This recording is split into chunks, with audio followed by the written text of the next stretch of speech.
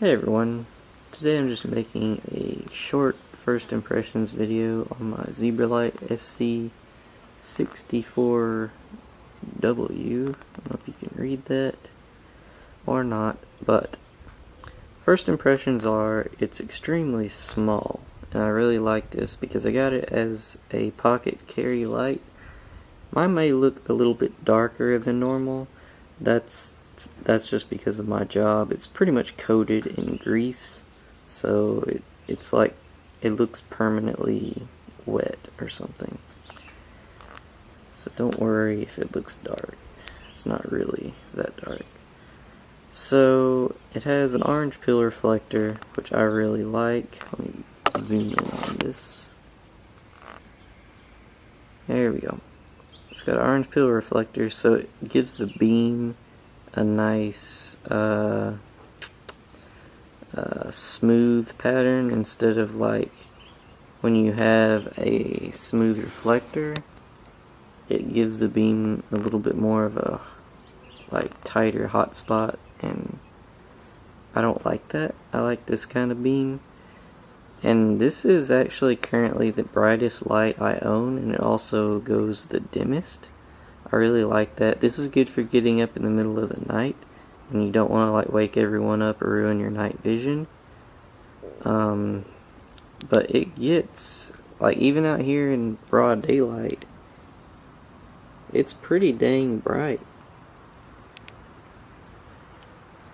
As far as the UI goes, I think it's okay. I don't like the Zebralight UI as much as a lot of people.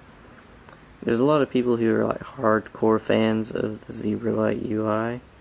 I find it a little bit awkward at times.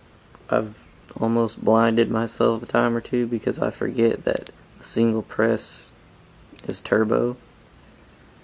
I don't really like that. I wish a single press would get you to this mode, and then a double tap would be turbo, and then like a longer tap would be medium. Instead, to get to medium, you have to double tap, which flashes turbo, which makes no sense to me. But, you know, to each their own. You can actually program a... Shut up, bird. I'll shoot you. Oh, it's two of them. What are you doing? They left. Anyways, you can program 3 different mode sets on these newer Zebralights, whereas before you only had 1. So you can make it start off in whatever mode you want, but the problem with that is when you hold it down to cycle through the modes, it'll change the order that it cycles, and I don't know of any way to fix that. So do with that information what you will. The pocket clip is great. It's my favorite pocket clip I've found on any light so far. It's nice and sturdy. It doesn't get caught on stuff too much. It's nice and thick, so it doesn't just like pinch your pants when you try to put it in your pocket. It looks like a knife when you're carrying it. And also, this little bit here protrudes out just enough that you can grab it, and it has knurling on it so that you can grab it, and that is really well designed. If you're using it in modes other than the highest modes, it stays cool because, I mean, it's just not bright enough to warrant any real cooling. But it has these fins here. What are you focusing on? It has these fins here that... What are you doing? Come on. It's not much, but it does help to dissipate heat. If you put this thing on turbo, it gets hot immediately. Like, it's right there. It's already getting warm. If you put your finger here, it will literally burn you.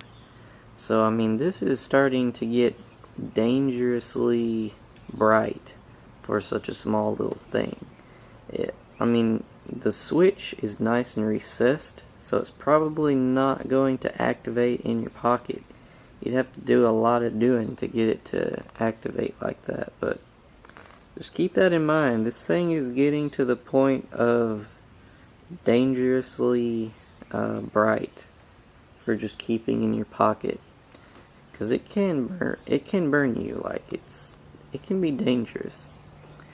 It has strobe modes, but I don't remember how to activate them because I don't care. Let's see if I can do this one hand so I can show you the size of the light compared to the battery. This is harder than it looks, by the way. Alright, come on. How talented am I? Not very. Okay. Just set this cap down.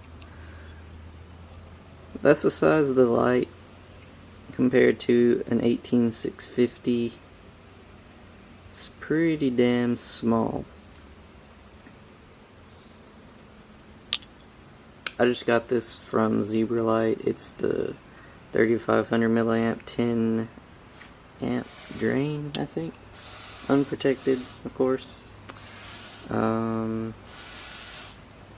Shut up, bird. I think you might, depending on how much this spring compresses when you put it in the light, you may be able to put a magnet back there so that you can have a magnetized tail cap. I haven't tried it.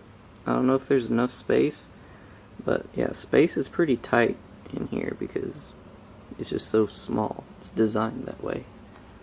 But yeah, that's my impressions. It's a pretty damn good light. If you like the Zebralight UI, yeah, be sure to subscribe, like, and check out the light.